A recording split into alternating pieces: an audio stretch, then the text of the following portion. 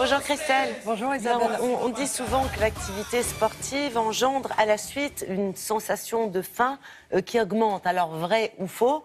Et vous êtes bien placé pour répondre. Vous êtes vous-même quelqu'un de très sportif. Alors vrai ou faux? Modérément sportif. Alors, c'est justement la question que se posent les scientifiques depuis de nombreuses années, parce que c'est vrai que l'une des premières motivations des Français, une première motivation qui pousse les Français à faire du sport, c'est de garder la ligne, de perdre du poids. Alors l'idée, c'est effectivement, lorsque l'on pratique une activité physique, on dépense de l'énergie, on grille des calories pour assurer la contraction musculaire, pour aussi réparer ces muscles qui ont été abîmés juste après l'effort.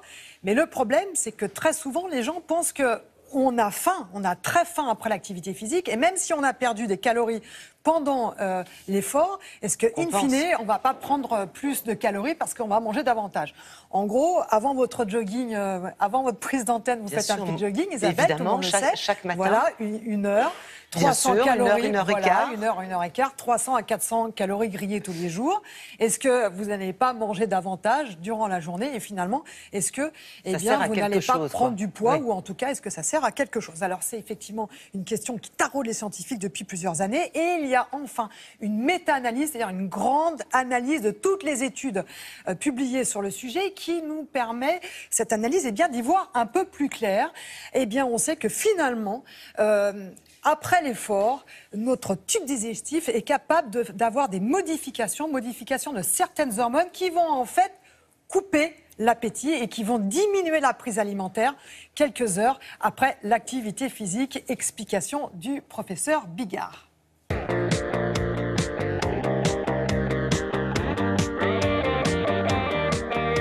Pendant de nombreuses années, on a pensé que la pratique de l'activité physique pouvait se traduire par un phénomène de rebond après son arrêt, qui se traduisait par une augmentation de la prise alimentaire.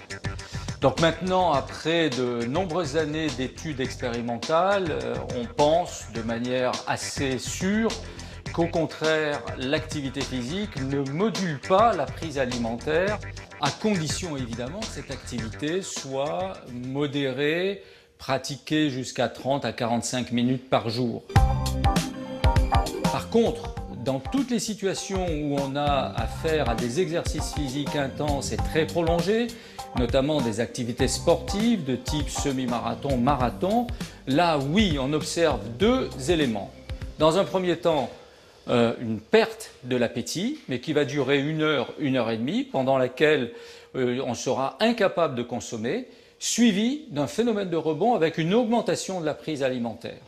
Mais ce qui est très important de garder présent à l'esprit, c'est que cette augmentation de la prise alimentaire dans ces situations, de toute façon, n'équilibrera jamais la dépense énergétique de l'activité elle-même. Les mécanismes de contrôle de la prise alimentaire et donc de l'appétit sont éminemment compliqués. Si on veut faire simple, on peut retenir des hormones qui sont produites par le tube digestif, notamment de l'estomac, comme par exemple la gréline, et des hormones qui sont produites par le tissu adipeux, comme la leptine. Ces hormones vont contrôler la prise alimentaire et vont être dérégulées et vont se traduire par une augmentation de la prise alimentaire dès lors que l'exercice sera intense ou prolongé au-delà de 30 à 40 minutes. Dans toutes les autres situations d'exercice modéré de durée moyenne, il n'y aura pas de dérégulation de ces hormones, il n'y aura pas de rebond de la prise alimentaire. Bon, donc en résumé, il faut faire du sport. Il faut faire du sport parce qu'on ne va jamais compenser les calories éliminées, grillées pendant l'effort. Et puis surtout, on sait maintenant, d'autres études l'ont montré, que les gens qui font régulièrement une activité physique vont avoir une appétence vers des aliments qui sont sains, qui sont moins gras, qui sont moins sucrés. Ils vont avoir une appétence pour des aliments qui sont nutritionnellement beaucoup plus intéressants pour justement réparer les muscles et permettre une meilleure récupération. Donc dans tous les cas, si vous voulez garder une ligne svelte ou contrôler votre poids, le sport est un atout indéniable. C'est noté, on va essayer d'en faire un peu plus. Merci beaucoup.